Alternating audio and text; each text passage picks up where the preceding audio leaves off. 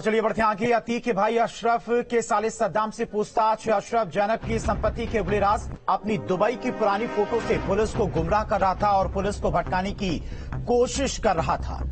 तो बड़ी खबर आपको बताते चले, संपत्ति के बारे में दी जानकारी और सद्दाम ने अवैध कमाई से खुद के नाम जमीन मकान खरीदा है।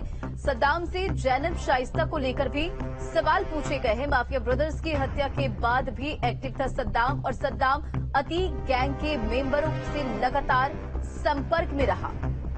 तो बड़ी खबर आपको बता रहे हैं, जहां अतीक के भाई अशरफ के साले सद्दाम से पूछताछ और अशरफ जैनब की संपत्ति के राज उगले हैं। कई महत्वपूर्ण जानकारी सद्दाम ने शेयर की है। अपनी दुबई की पुरानी फोटो से गुमराह कर रहा था सद्दाम।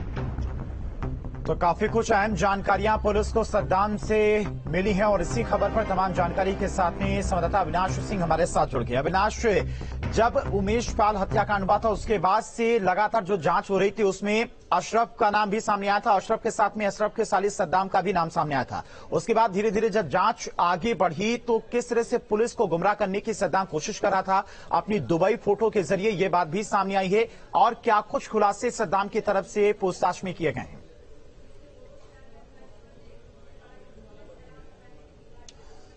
देखिए, सद्दाम ना सिर्फ अशरफ का साला था बल्कि वो उसका एक तरीके से खजांची था। जो नामी और बेनामी जितनी संपत्तियां थी अशरफ की, वो उनकी देखरेख करता था और उसी की निगरानी में जो रियल एस्टेट का पूरा कारोबार था अशरफ का, वो संचालित होता था। हालांकि देखिए, अब चूंकि सद्दाम एसटीएफ की गिरफ्त में है और लगातार उससे पूछताछ हो रही है और इस पूछताछ पे एसटीएफ सूत्रों के हवाले से कई बड़ी जानकारी निकलकर सामने आई है, जिसमें मुख्य रूप से ये बात सामने आ रही है कि जब अशरफ बरेली जेल में बंद हुआ तो उस दौरान सद्दाम जो कि वहीं के एक घर में रह रहा था और जो भी सहायता होती थी अशरफ को, वो सद्दाम के द्वारा ही वहां पर मुहैया कराई जाती थी। हालांकि देखिए, ये पिछले काफी समय से, चूंकि उमेश पाल मर्डर केस की बात से ही लगातार वो फरार चल रहा था और उस पर जो आरोप थे कि उसने जेल कर्मियों की मिलीभगत से अशरफ की मदद की, गैर तरीके से जेल में सुविधाओं को पहुंचाने का काम किया और उसी बिहार पर उसके ऊपर मुकदमा दर्ज कराया गया था। लेकिन देखिए, अब चूंकि माना जा रहा है कि जैसे जैसे सद्दाम से पूछताछ आगे बढ़ेगी, अतीक और अशरफ से जुड़े जो तमाम राज हैं, उस राज से एक एक पर्दा अब उठना शुरू होगा। और देखिए, ये सद्दाम जो है एक अहम कड़ी साबित हो सकता है, क्योंकि देखा जाए तो अभी तक अतीक की जो पत्नी है शाइस्ता परवीन और साथ में गुड्डू मुस्लिम, जो कि उमेश पाल मर्डर केस का एक मुख्य अभियुक्त है, मुख्य आरोपी है, वो दोनों अभी तक फरार चल रहे हैं। माना जा रहा है कि जिस तरीके से अतीक गैंग में सद्दाम की पैठ थी और जो पूरा काला धंधा था जिस तरीके से सद्दाम की देखरेख में संचालित होता था, तो कहीं ना कहीं हो सकता है कि शाइस्ता और गुड्डू मुस्लिम के भी संपर्क में सद्दाम आया हो। और वैसे में पूछताछ के बाद हो सकता है कि अगर वाकई अविनाश, यानी कि इंतजार करना होगा कि एसटीएफ की इस पूछताछ में सद्दाम से क्या कुछ जानकारी निकल पाती है। आप हमारे साथ बने रहे। एक और बड़ी खबर अपने दर्शकों को बताते चले, सद्दाम की गिरफ्तारी को लेकर ये बड़ी जानकारी। 4 लड़कियों के संपर्क में आने से गिरफ्तारी हुई थी। आरोपी सद्दाम की 4 महिला मित्र बताई जा रही है।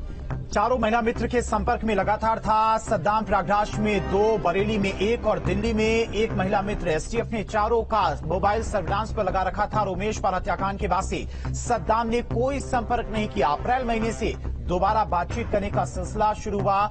जीडीए फ्लैट में अपनी एक महिला मित्र के साथ में रह रहा था। शाइस्ता, जैनब, गुड्डू मुस्लिम की भी जल्द गिरफ्तारी हो सकती है।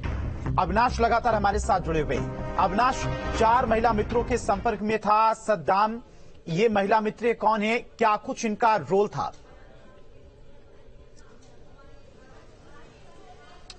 बिल्कुल, देखिए, एसटीएफ सूत्रों के हवाले से ये एक बड़ी जानकारी सामने आई है कि 4 इसकी गर्लफ्रेंड हुआ करती थी, जिसमें से एक उस वक्त जब ये गिरफ्तार हुआ कल, तो उसके साथ मालवीय नगर के डीडीए फ्लैट में मौजूद थी। हालांकि इसकी 2 गर्लफ्रेंड प्रयागराज में है और एक गर्लफ्रेंड जब ये बरेली में रह रहा था तो उस दौरान उस महिला के संपर्क में आया था।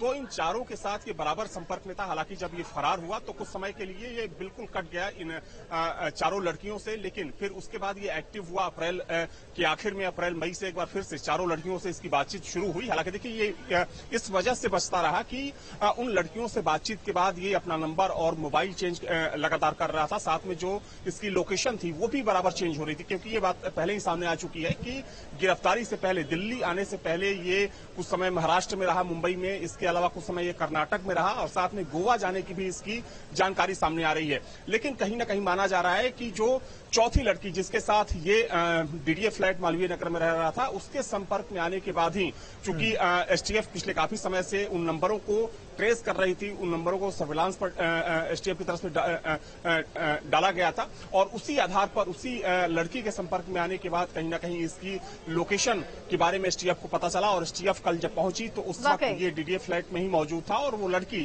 जो चौथी जो इसकी गर्लफ्रेंड है वो भी वहां पर मौजूद थी। तो ये भी माना जा रहा है कि कहीं ना कहीं इन लड़कियों के संपर्क में आने की वजह से ही सद्दाम एसटीएफ के हाथ अविनाश, अब चलिए सद्दाम एसटीएफ की गिरफ्त में इंतजार करना होगा कि क्या बड़े खुलासे होते हैं। तमाम जानकारियों के लिए बहुत बहुत शुक्रिया। तो आरोपी सद्दाम की 4 महिला मित्र और